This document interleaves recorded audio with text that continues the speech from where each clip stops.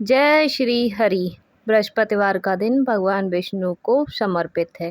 कहते हैं कि जो व्यक्ति हर गुरुवार भगवान विष्णु की पूजा करता है और गुरुवार की कथा सुनता है, गुरु बृहस्पति की और भगवान विष्णु की कृपा से उनकी सभी परेशानियां दूर हो जाती हैं। भारतवर्ष में एक राजा राज्य करता था। वह बड़ा प्रतापी और दानी था। वह नित्य गरीबों और ब्राह्मणों की सेवा सहायता करता था। वह प्रतिदिन मंदिर में भगवान दर्शन करने जाता था, लेकिन यह बात उसकी रानी को अच्छी नहीं लगती थी। वह न ही पूजन करती थी और न ही दान करने में उसकी कोई सहायता करती थी और ना ही उसका मन लगता था दान पुण्य में। एक दिन राजा शिकार खेलने व वन में गए तो रानी और दासी महल में अकेली थीं। उसी समय बृहस्पति देव साधु वेश में राजा के महल में भिक्षा लेने के लिए आए और भिक्षा मांगी तो रानी ने भिक्षा देने से मना कर दिया। रानी ने कहा कि हे साधु महाराज, मैं तो दान पुण्य से तंग आ गई हूँ। इस कार्य के लिए मेरे पतिदेव ही बहुत हैं। अब आप ऐसी कृपा करें कि सारा धन नष्ट हो जाए तथा मैं आराम से रह सकूं। साधु ने कहा, देवी तुम तो बड़ी अजीब हो। धन और संतान से कौन दुखी होता है? इसकी तो सभी कामना करते हैं।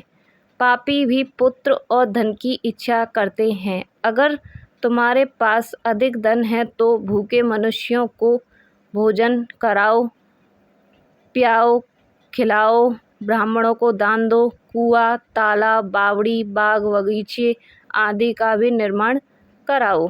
मंदिर में पाठशाला, धर्मशाला बनवाकर दान दो। निर्धनों की कुंवारी कन्याओं का भी विवाह कराओ। साथ ही यज्ञ आदि कर्म भी करो। अपने धन को शुभ कार्यों में खर्च करो। ऐसे करने से तुम्हारा नाम परलोक में सार्थक होगा एवं होता रहेगा एवं स्वर्ग की आपको प्राप्ति भी होगी। लेकिन रानी पर उपदेश का कोई प्रभाव न पड़ा। वह बोली, महाराज मुझे ऐसे धन की आवश्यकता नहीं है जिसको मैं अन्य लोगों को दान दूं, जिसको रखने और संभालने में ही मेरा सारा समय नष्ट हो जाए। अब आप ऐसी कृपा करें कि सारा धन नष्ट हो जाए तथा मैं आराम से यहाँ पर रह सकूं। साधु ने उत्तर दिया, यदि तुम्हारी ऐसी ही इच्छा है तो जैसे मैं तुम्हें बताता हूँ तुम वैसा ही करना। बृहस्पतिवार को घर को गोबर से लीपना, अपने केसों को पीली मिट्टी से धोना। राजा से कहना वह बृहस्पतिवार को हजामत बनवाए। भोजन में मांस मदिरा खाना और कपड़ा धोबी के यहाँ धुलने डालना। ऐसा करने से 7 बृहस्पतिवार में ही आपका सारा धन नष्ट हो जाएगा। इतना ही कहकर वह साधु महाराज वहाँ से अंतर्ध्यान हो गया राजमहल से। इसके बाद रानी ने वही किया जो साधु ने बताया। 3 बृहस्पतिवार ही बीते थे कि उसका समस्त धन संपत्ति नष्ट हो गई और भोजन के लिए भी राजा रानी के तरसने लगे। तब एक दिन राजा ने रानी से कहा कि तुम यहाँ पर रहो, मैं दूसरे देश में चाकरी के लिए चला जाऊँ, क्योंकि यहाँ पर मुझे सभी मनुष्य जानते हैं, इसीलिए कोई यहाँ कार्य नहीं देगा। देश चोरी परदेश भीख बराबर है। ऐसा कहकर राजा परदेश चला गया। वहाँ जंगल को जाता और लकड़ी काट कर लाता और शहर में बेचता। इस तरह जीवन व्यतीत करने लगा था। इधर राजा के बिना रानी और दासी दुखी रहने लगे। किसी दिन भोजन मिलता और किसी दिन जल पीकर ही रह जाती।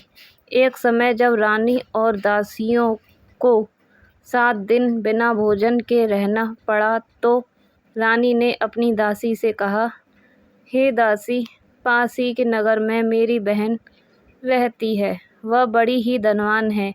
तू उसके पास जा और 5 सेर बेजर मांग ले और ले आ।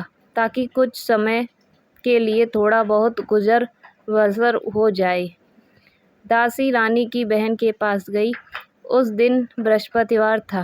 रानी की बहन उस समय बृहस्पतिवार की कथा सुन रही थी। दासी ने रानी की बहन को अपनी रानी का संदेश दिया, लेकिन रानी की बहन ने कोई उत्तर नहीं दिया।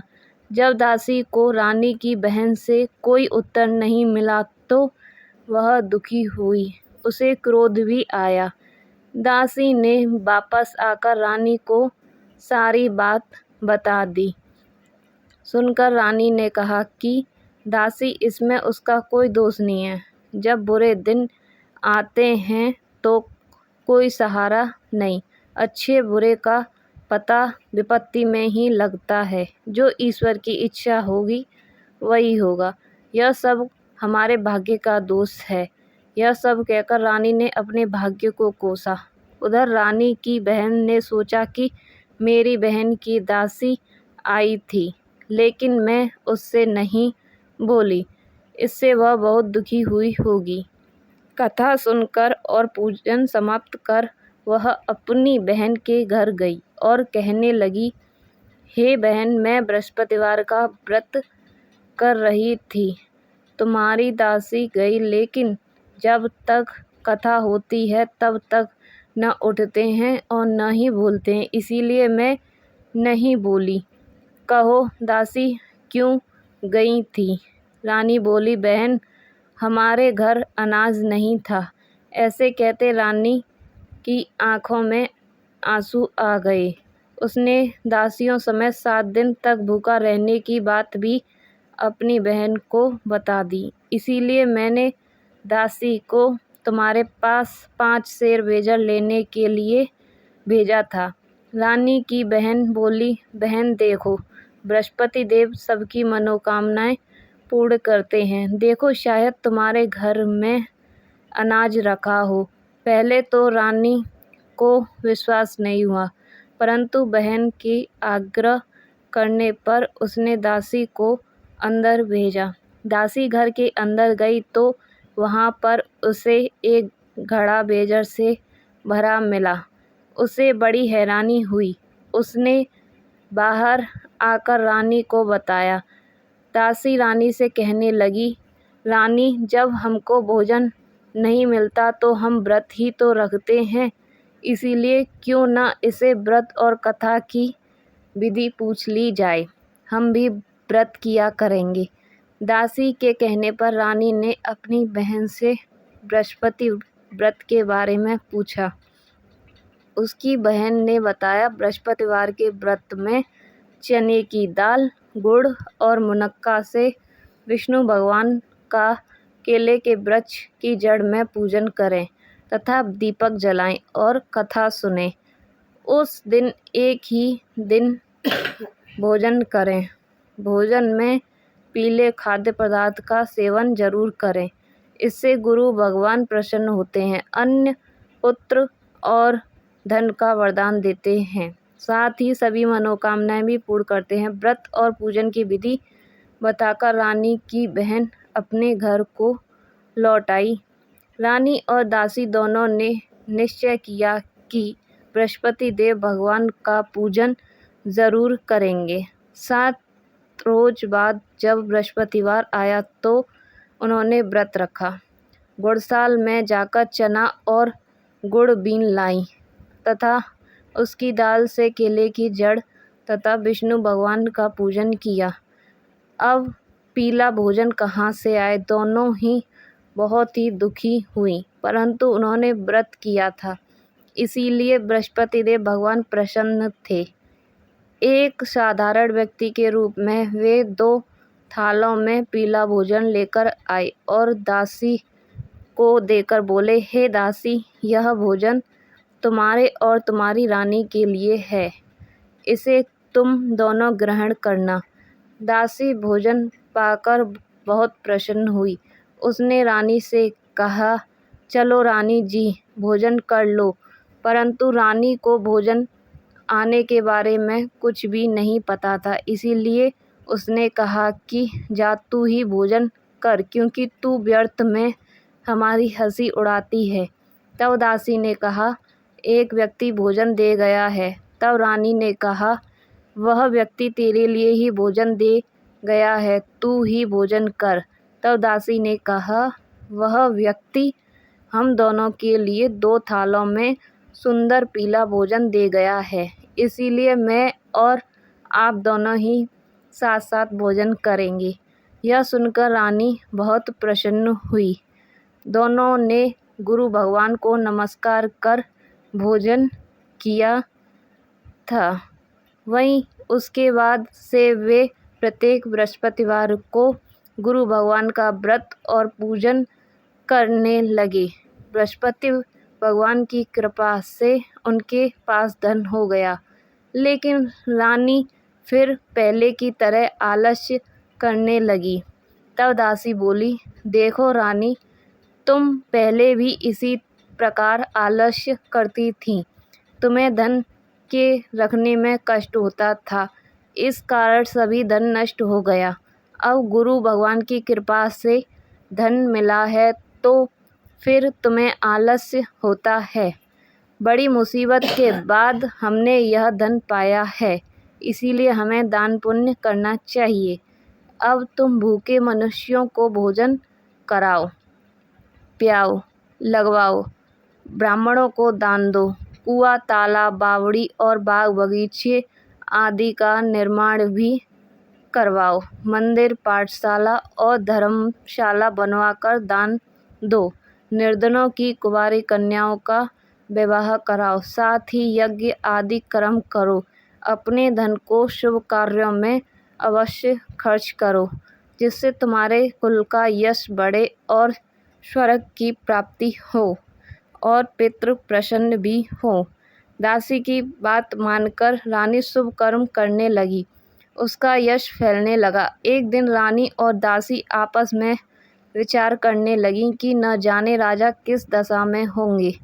उनकी कोई खोज खबर भी नहीं है। उन्होंने श्रद्धापूर्वक बृहस्पति भगवान से प्रार्थना की, राजा जहाँ कहीं भी हों शीघ्र वापस आ जाएं। उसी रात्रि को बृहस्पति देव ने राजा को स्वप्न में कहा कि राजा उठ, तेरी रानी तुझको याद करती है, अपने देश को लौट जा। राजा प्रातःकाल उठा और जंगल से लकड़ी काटने के लिए जंगल की ओर चल पड़ा। जंगल से गुजरते हुए विचार करने लगा कि रानी की गलती से उसे कितने दुख भोगने पड़े। राजपाट छोड़कर जंगल में आकर रहना पड़ा। जंगल से लकड़ी काटकर शहर में बेचकर गुजारा करना पड़ा और अपनी दशा को याद करके व्याकुल होने लगा। उसी समय राजा के पास बृहस्पति देव साधु के वेश में आकर बोले, हे लकड़हारे, तुम इस सुनसान जंगल में किस चिंता में बैठे हो, मुझे बतलाओ। यह सुन राजा के नेत्रों में जल भर आया। साधु की वंदना कर राजा ने अपनी संपूर्ण कहानी सुना दी। महात्मा दयालु होते हैं। वे राजा से बोले, हे राजा, तुम्हारी पत्नी ने बृहस्पति देव के प्रति अपराध किया था, जिसके कारण तुम्हारी यह दशा हुई। अब तुम चिंता मत करो, भगवान तुम्हें पहले से अधिक धन देंगे। देखो, तुम्हारी पत्नी ने बृहस्पतिवार का व्रत शुरू कर दिया है। अब तुम भी बृहस्पतिवार के व्रत में चने की दाल, गुड़ और मुनक्का से विष्णु भगवान का केले के वृक्ष की जड़ में पूजन करो तथा दीपक जलाकर कथा सुनो। उस दिन एक ही समय भोजन करना, लेकिन भोजन में पीले खाद्य पदार्थ का सेवन जरूर करना। भगवान तुम्हारी सभी मनोकामनाओं को पूर्ण करेंगे।